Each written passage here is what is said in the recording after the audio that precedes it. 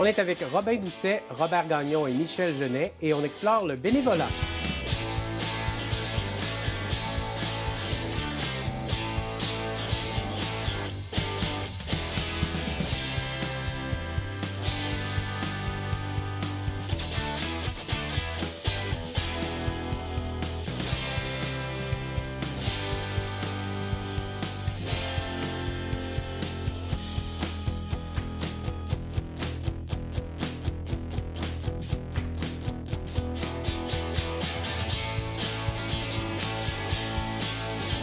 On est avec des invités aujourd'hui qui vont nous parler un peu de leur expérience avec le bénévolat. En premier lieu, le bénévolat, pour vous, comment ça a commencé? Au niveau familial, mon père était déjà impliqué. Déjà, j'accompagnais mon père dans différentes activités. Alors, pour moi, là, ça a été comme une drogue. À ce moment-là, oui, ça a commencé là. Vous êtes originaire de où? De Côte-d'Escale. OK. Puis votre père était impliqué dans les organismes de cette région-là? Il était impliqué beaucoup au niveau de la Blanc-Saint-Jean. Il donnait de la formation, je l'accompagnais. Il faisait beaucoup d'activités. Alors, pour moi, là, ça a été naturel. On a grandi avec ça. On a grandi aussi, on accueillait des gens des fois à la maison. Vous savez, dans ces périodes-là, il y avait on appelait ça des quêteux. Alors, des fois, mon père, il les accueillait.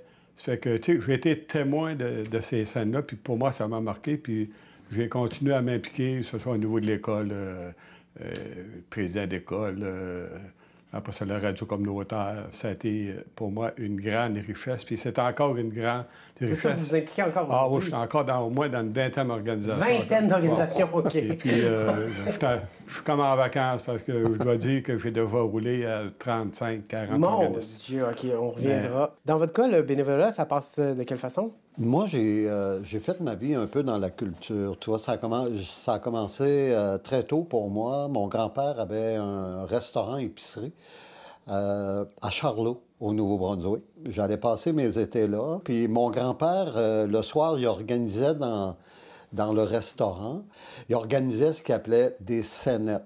T'sais. Ça fait que là, moi, mon intérêt pour la culture est parti de cette manière-là. Et lentement, tu vois, je suis arrivé comme étudiant, particulièrement à l'école Paul Hubert. Et un jour, les gens sont venus me voir pour me dire, est-ce que ça t'intéresserait de devenir le responsable du socio-culturel dans au conseil étudiant. OK. Et c'est de cette manière-là. Moi, je me sentais pas bénévole. Là, tu sais, je me sentais juste quelqu'un, tu sais, on me sollicitait, puis je me disais, je carbure beaucoup au plaisir, tu sais, alors j'entrevoyais la possibilité d'avoir du plaisir là-dedans. Donc, j'ai commencé comme ça, puis de fil en aiguille, tu vois, je fais toujours du bénévolat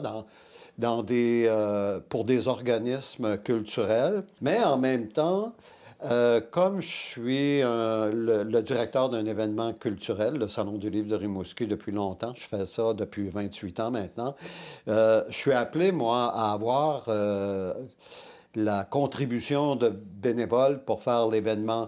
Donc, en faisant du bénévolat, maintenant, j'ai plus le même regard que j'avais auparavant. J'ai le regard de celui qui va organiser un événement.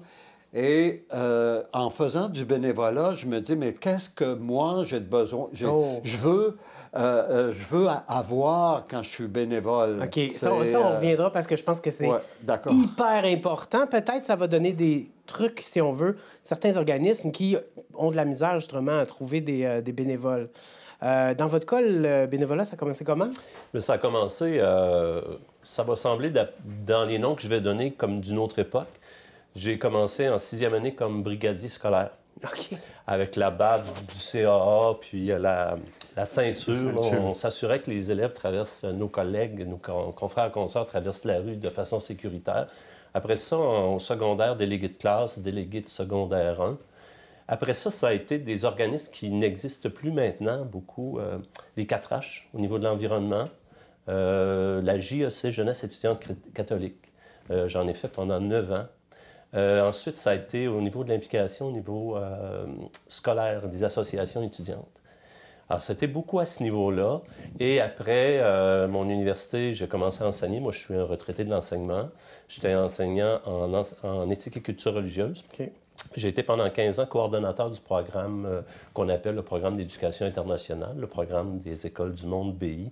Et j'étais coordonnateur et dans le programme, il y a nécessairement un volet service à la communauté. Donc, les élèves qui doivent réaliser un certain nombre d'activités de services communautaires pendant l'année, ça fait partie des règles. On a dû avoir depuis 23 ans à peu près 1600 élèves qui ont eu à apprendre à s'impliquer. Donc, souvent, moi, j'allais avec eux. Beaucoup accompagner des élèves à prendre conscience de l'importance du bénévolat, mais c'était plus l'importance de l'implication. Ça veut dire que quand tu t'embarques quelque chose, tu donnes beaucoup, tu t'impliques, là. Et tu dois assurer quand même une certaine rigueur, une certaine... Bon, puis avec du plaisir aussi, parce que c'est très plaisant de le faire. Donc, c'est pas mal autour de ça. En faites-vous encore aujourd'hui, oui? Oui, actuellement, je suis trésorier de l'AREC, l'Association des retraités de l'enseignement du Québec. Okay. Je suis responsable des bénévoles à la Feste médiévale de Saint-Marcellin. Je m'implique au Festi-Jazz. C'est incroyable, là. Genre, j'ai l'impression d'être avec des divinités là, du bénévolat. Ça n'a pas de bon sens. Il y a des gens pour qui l'idée du bénévolat, juste l'idée, là, essayez de vous figurer ça, là, mais on roule des yeux et on se dit « Ah, mon Dieu, pourquoi il faudrait que je m'implique? » puis tout ça, là. Impossible que vous n'y trouviez pas votre compte là-dedans, là, parce que là, pour en faire autant, vous devez absolument... Qu'est-ce que vous trouvez là-dedans qui vous apporte à vous? Tout d'abord, lorsqu'on fait du bénévolat, première des choses, on fait ça pour nous-mêmes. Parce que le bénévolat, là, c'est une grande richesse. On apprend beaucoup dans le bénévolat. On apprend à connaître des gens, des groupes de personnes. On améliore notre seuil de tolérance. Alors, on le fait vraiment pour nous, premièrement. Et deuxièmement, bien, c'est certain que ça a une répercussion directement sur l'organisme qu'on veut représenter. Ça peut être au niveau sportif, culturel, il y en a pour tous les goûts. Alors, c'est vraiment une richesse. On partage, tu sais, moi, je dis souvent, dans le bénévolat, on ne donne pas du temps. Parce que si on donne du temps, on n'en fera pas longtemps. Ouais, mais par contre, on partage. Qu'est-ce que ça a apporté pour vous? Est-ce qu'il y a des choses que vous n'auriez pas eu l'occasion de découvrir ou des gens que vous n'auriez peut-être pas eu l'occasion de rencontrer si vous n'avez pas fait du bénévolat? Ben, oui, c'est certain. C'est certain parce que, tu vois, c'est assez rare qu'on fait du bénévolat seul. On est toujours en groupe. Moi, je me considère comme quelqu'un de clan. J'aime le travail d'équipe. J'aime les relations dans le travail. J'aime connaître quelqu'un à travers le travail. Donc, j'ai un travail dans ma vie, là, disons, un travail qui est rémunéré. Et aller faire du bénévolat, c'est comme un travail qui est... Bon, bien sûr, c'est pas rémunéré, mais ça me permet, moi, de développer une relation avec quelqu'un. Je ne sais pas qui je vais rencontrer là-bas, mais moi, j'y vais beaucoup, beaucoup pour la rencontre. Puis, tu sais, le bénévolat, moi, tu sais, c'est... Je pense que ça vient un petit peu de mon enfance où, tu sais, moi, tu sais... Je suis né dans une société judéo-chrétienne, tu sais, puis l'entraide, tu sais, ma mère l'appelait ça la charité chrétienne, tu sais, ça faisait partie de notre façon de vivre que d'aider les autres, tu sais. Ça portait pas le nom de bénévolat, mais c'était dans nos valeurs. Moi, ce qui m'a amené, c'est... Si j'avais pas fait de bénévolat, je pense que je serais resté refermé sur moi-même. Puis, j'aurais aussi... j'aimais l'école, mais c'était plus le parascolaire que j'aimais de l'école. OK. L'à côté de l'école. Okay. J'aimais les cours, mais c'était l'à côté. Quand je suis arrivé au Paul Hubert, c'était le club de dessin technique, le club spatial. Puis, rendu en secondaire 5, c'était un peu plus impliqué. Les 4H, c'était changer le monde. La JAC, c'était changer le monde. C'était ça mon objectif. C'était pas de donner du temps. Je trouvais qu'à l'école, il y avait des choses qui devaient s'améliorer. Donc, pour ça, il fallait s'impliquer. Dans la société, il y avait la pollution. On commençait à parler de pollution à l'époque. Dans les 4H, on faisait des manifestations. On était 30, là, à peu près, gars et filles de notre âge, avec une voiture de police à l'avant, une voiture de police à l'arrière. Puis on manifestait avec nos pancartes contre la pollution. On passait pour des hurluberlus, là, manifester pour l'environnement. C'était stupide à l'époque. C'était considéré comme qu'est-ce que vous faites là? Mais c'était changer. Moi, c'était beaucoup changer le monde.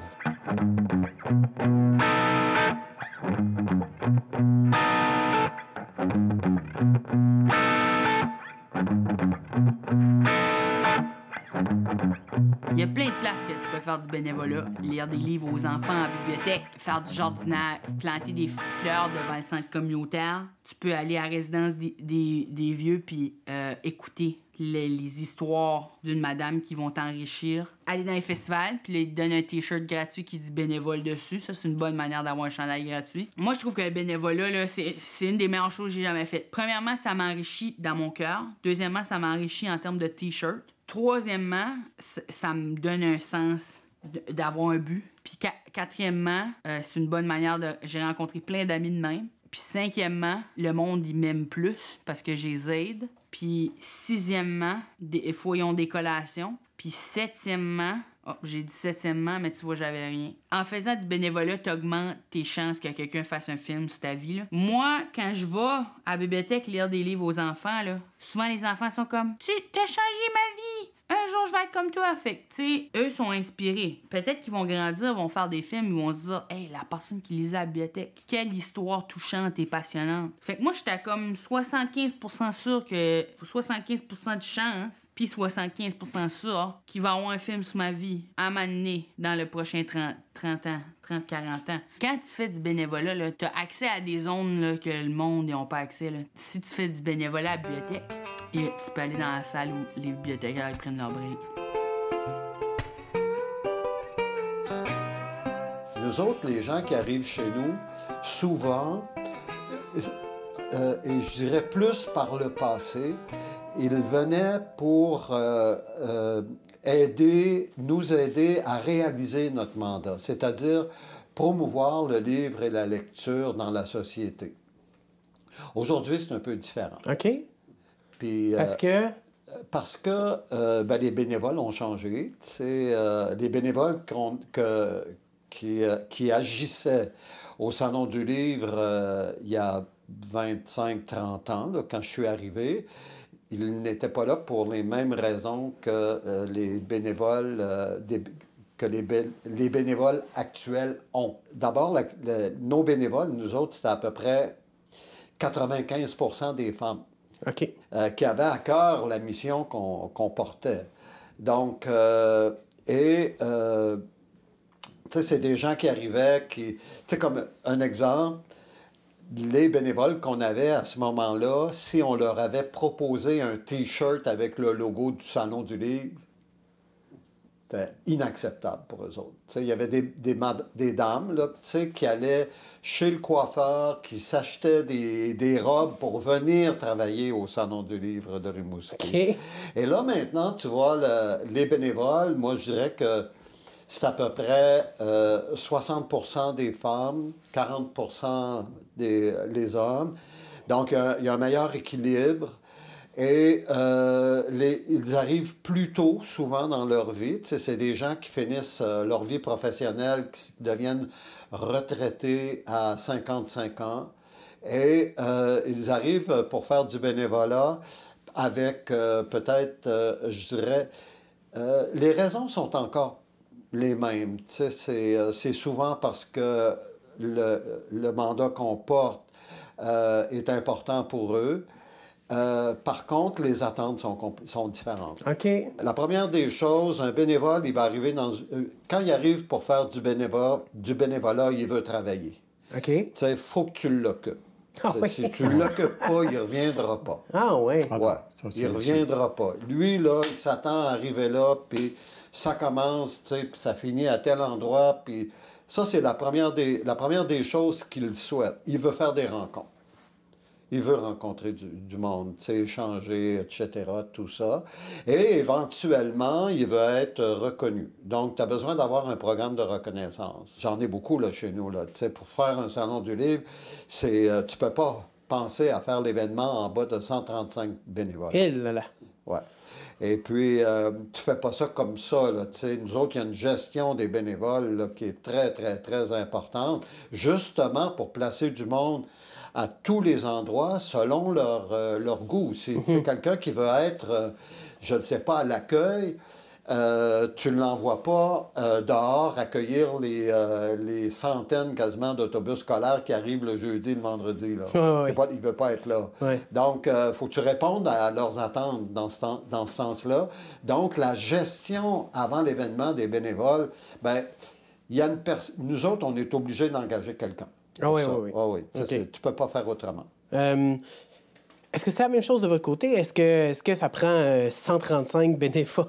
Ça prend une centaine de bénévoles à la fête médiévale de Saint-Marcellin. Oui, c'est vrai. Plus un 200-250 figurants.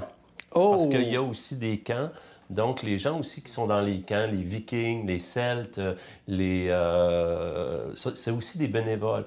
Ils s'impliquent à l'année aussi à construire des installations. Mais c'est une centaine de bénévoles. Puis ce qu'on a, nous autres, un côté très important, c'est les jeunes. Les gens qui commencent à faire du bénévolat. Parce qu'on a des gens qui viennent, soit c'est des figurants, soit des gens qui viennent dans les étals de marchands, parce qu'on a aussi des étals de marchands. C'est des jeunes, c'est des enfants, 10, 12, 15 ans. Puis là, ils n'ont rien à faire durant leur journée. Puis là, ils viennent nous voir et nous disent « Est-ce que je pourrais donner un coup de main? » Fait que là, bon, OK, je vais te donner telle responsabilité. Tu vas faire 2 heures à l'accueil, par exemple. Tu vas faire 1 heure à la cuisine, des choses comme ça. Puis ils reviennent d'année en année. Donc, il faut préparer une relève, puis c'est l'apprentissage de ça. Parce que les jeunes qui arrivent, là, quand tu leur dis « Tu vas être à l'accueil », qu'est-ce que je vais faire à l'accueil? Puis ils sont malhabiles des fois. Ils sont très habiles des fois, puis des fois, ils sont malhabiles. Fait que tu places un jeune aux cuisines, il est super efficace à la caisse. Des fois, c'est ça. Puis tu l'envoies à l'accueil, 0. Fait que là, t'entends dire, ce jeune-là, à l'accueil, il est pas bon. Reprenons-le pas. Ouais, mais vous l'avez pas vu tantôt à la cuisine. Il était super efficace. Donc, il faut sentir les forces des gens aussi. Puis le bénévolat, ça sert pas à mettre en lumière les faiblesses des gens. Ça sert à mettre en lumière leurs forces. Puis plus ils vont développer leurs forces, plus ils vont être efficaces. Donc ça, c'est... Plus ils vont avoir du plaisir à le faire. L'aspect social aussi, c'est ça. Donc, on a des gens qui sont d'âge diversifié, de provenance diversifiée, qu'on met ensemble, qui se seraient peut-être jamais croisés autrement que par du bénévolat. Là, il se crée des discussions informelles, des relations d'amitié. Ah oui, j'aimerais un petit peu plus y aller. Je me souviens d'avoir intégré un jeune en secondaire 4 à la fête médiévale comme garde du roi. Il était costumé. On n'avait pas des T-shirts de la fête médiévale, mais il y a des costumes parce qu'on fournit à nos bénévoles des costumes. Mais sur le comité organisateur, maintenant, c'est un adulte, c'est un homme qui est 2 fois plus bâti que moi et qui fait des compétitions. Il part en compétition mondiale là, de combat médiéval. Il fait que ça a développé quelque chose chez lui. Ça a développé quelque chose. Ça a développé la relève aussi. Ça a développé la relève, puis ça a développé l'intérêt. Puis, Mais est-ce que c'est plus dur maintenant de trouver des bénévoles ou ça a toujours été difficile de trouver des bénévoles? Bien, c'est certain que c'est plus dur, parce qu'à une certaine époque, on n'appelait pas ça du bénévolat, on faisait des corvées. Hein? Ça, on avait des gens, bon, c'est ça. Puis là, avec les années, à un moment donné, bon, on a développé, ça s'est étendu, puis c'est certain que c'est plus dur, parce que, malheureusement, le bénévolat, il a son lot de pièges. Et il faut être vraiment à l'affût pour essayer d'éviter ce genre de piège-là. Tu sais, quelqu'un qui n'est pas prêt, à un moment donné, qui se fait tordre les bras, fait du bénévolat. Tu sais, à un moment donné, on a ce réflexe-là, des fois. Ah, viens, quand regarde, tu veux ça, ouais, on a du fun. Quelqu'un qui dirait, mettons, non, je pourrais pas cette année ou ça me tente plus vraiment de m'impliquer. Non, viens, puis tu vois. Puis il arrive là, puis c'est pas ça qu'il s'attendait pas en tout. Lui, c'est fini, on l'a plus. Quelqu'un qui a vécu, souvent, on va voir ça, quelqu'un qui a vécu une période difficile, un événement spécial, tout de suite après, à un moment donné, pour vouloir peut-être remercier des gens ou des groupes de personnes. « Hey, moi, je vais m'impliquer dans votre organisme. » Puis moi, j'en ai vu, je me disais, quand regarde, c'est certain que cette personne-là va faire 2 mois, puis comme défaite, parce que cette personne-là n'était pas prête. Tu sais, il y a des pierres. Il faut faire vraiment attention. Fait que c'est pour ça que le bénévolat, parce que le plus grand danger dans le bénévolat, c'est lorsqu'on dit oui. Hein? Je dis oui à quoi? À quoi que je m'engage? J'aimerais ça parler de mon expérience à l'école. 12 ans, nos jeunes qui arrivent en secondaire 1. souvent, ils sont obligés au programme des écoles du monde BI, là, le programme d'éducation internationale, sont obligés de faire du service à la communauté. On appelle ça le service action. Et ils arrivent en secondaire 1, 12 ans. Certains arrivent et se disent je vais être obligé de faire du service à la communauté. Hey, ça me tente pas. Ouais. Mais là, ils cherchent. Puis là, ils ont l'idée magique. On va gratter des gommes en dessous des bureaux. Ah, ça, c'est une bonne idée. Parce qu'il y a toujours des gommes en dessous des bureaux. Hein. Et là, ils commencent à gratter. Ils trouvent ça plat. Bien, c'est clair. Alors que d'autres, on arrive en 6e année, ils sont déjà venus avec leur frère ou leur sœur faire des activités, puis ils ont hâte de faire ça. Fait que là, ces élèves-là qui grattent des gommes, ils font du temps. Ils font leur temps. Ouais. Habituellement, quand on fait notre temps, là, c'est parce qu'on a une pénalité ou une détention. Ouais, c'est le langage carcéral, moi, je considère. Puis à un moment donné, le langage change. C'est le langage que tu as utilisé tantôt. Je pense que là, je commence à donner du temps. Tu sais, tu donnes quelque chose. Tu n'es plus obligé de le faire, c'est quelque chose que tu as le goût de faire. Puis il y a des habitudes qui se créent de secondaire 1 à secondaire 5. Puis dans ce programme-là aussi, le service à la communauté est un prolongement des cours. Parce qu'on va, par exemple, on veut travailler pour l'emballage de produits qu'on va distribuer aux gens dans le cadre de la guignolée ou dans le cadre d'une activité avant Noël. Donc, on va intégrer ça dans un cours. Les élèves vont avoir, entre autres, ils ont un projet à faire en design. Et ça, c'est sanctionné, c'est vraiment dans les cours. Et ils ont à faire la recherche. Ils ont à rechercher sur comment on va emballer les choses, c'est quoi les emballages efficaces. Qu'est-ce que c'est les caractéristiques des gens à qui on va donner ça? On va le réaliser, on va évaluer notre produit, on va évaluer notre expérience de le faire, on va aller distribuer ça aux gens et on va évaluer comment ça a été reçu par la population. Et ce qui est important dans le bénévolat aussi, c'est de donner la parole aux gens. Qu'est-ce que tu as vécu là-dedans? Quelle amélioration tu peux apporter? Parce qu'il y a des bénévoles qui voient les failles là, tout de suite là, quand on... Puis il y en a des failles dans nos organisations. Quand on ne donne pas la parole, on les perd aussi. Nous, on en accueille, on les appelle des PEI. Oui, les PEI. C'est ça le nom. On en accueille, ils ont 12 ans, tu sais, puis aujourd'hui, là, j'ai une nouvelle administratrice au Salon du Livre qui est CA, qui est comptable agréé. Puis elle a commencé bénévole au Salon du Livre, PEI, à 12 ans. Puis là, maintenant, c'est une femme qui doit approcher la trentaine, tu sais. Puis là, elle a des membres du conseil d'administration, tu sais. Elle nous a suivis tout le temps. J'aimerais ça vous entendre sur comment est-ce qu'on valorise les bénévoles. Comment est-ce qu'on s'assure qu'il y a du plaisir dans ce qu'ils font, qu'ils aient envie de revenir? Est-ce que vous avez... des méthodes, des trucs, ou est-ce que ça vient tout seul par le travail lui-même? En tout cas, nous, ce qu'on a trouvé, c'est qu'on les remercie sur place lors de l'activité. Okay. Moi, je regarde comme la grande guignolée. Quand la grande guignolée est finie, on les remercie, on leur donne un petit cadeau souvenir. Tu sais, pour les avoir là, parce qu'après ça, ça prend pas de temps que tu perds tes bénévoles. S'ils passent 2-3 semaines, là, c'est dur de tout récupérer. Okay. Ça fait que c'est de cette façon-là, puis il faut y aller avec des choses simples. Tu sais, le bénévole, là, ça a un grand cœur, puis tout ce que ça demande, là, ça demande de l'amour. Encore, dans le monde du travail, là, si on veut être réducteur, tu as 3 sortes de travailleurs. Tu sais, as le passionné. T'sais, le passionné, là, lui là, ou elle, t'as pas besoin d'appuyer sur l'accélérateur. Ouais. T'es mieux de savoir où le frein est. Okay. C'est ça. Après ça, t'as l'affectif. L'affectif, lui, il faut que tu passes à peu près à tous les jours, puis tu lui dises c'est beau ce que tu as fait, c'est bon ce que tu as fait. Souligne les beaux. Puis après ça, tu as le ou la syndiquée. Okay. Elle va rentrer à 8h30, elle sort à midi, elle rentre à 1h, puis elle sort à 16h. Elle a besoin de sa pause à telle heure. Puis pour avoir une bonne équipe, là, ça prend les 3. Tu vas avoir une bonne équipe. Dans le monde du bénévolat, c'est aussi entre guillemets, un monde de travail, tu sais. Alors, ça te prend les 3. Il faut que tu reconnaisses, la reconnaissance des 3 aussi, aller comme je le disais, là, tu sais, c'est-à-dire que, tu sais, faut que l'affectif, il ait son petit mot doux, l'autre, tu sais, c'est comme, faut qu'il arrive à 8h30 pour faire du bénévolat, faut qu'il y a quoi à faire à 8h30. 8h30 en partant. Puis le passionné, ben là, des fois, lui, ou la passionnée, il faut que tu lui dises, écoute, va te reposer.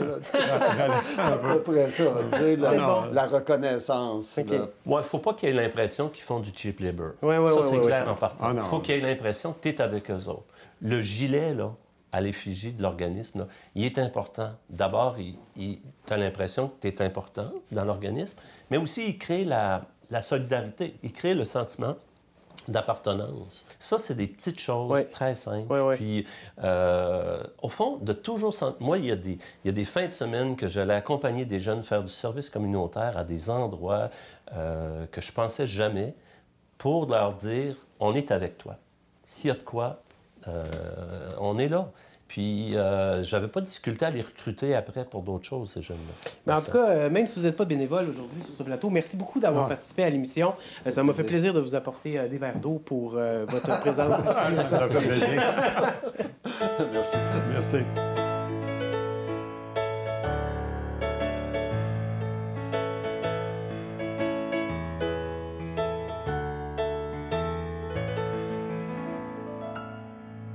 Merci. Merci de te faire ça bénévolement. Ben oui, hein? On m'avait pas dit que... Non, mais au prix que t'es payé, c'est pareil. C'est la même chose finalement. Oui. C'est ça. J'avais une question pour toi. Est-ce que tu sais qu'est-ce qui est le contraire du bénévolat? La procrastination, Jonathan. C'est ça. C'est ça le contraire. Le contraire est l'ennemi premier du bénévolat, selon dans ma tête à moi. Et j'en ai fait une chanson. Oui. Fait que je vais, si tu me permets, oui. Je vais te la faire. Je te permets. Voici ma chanson sur la procrastination.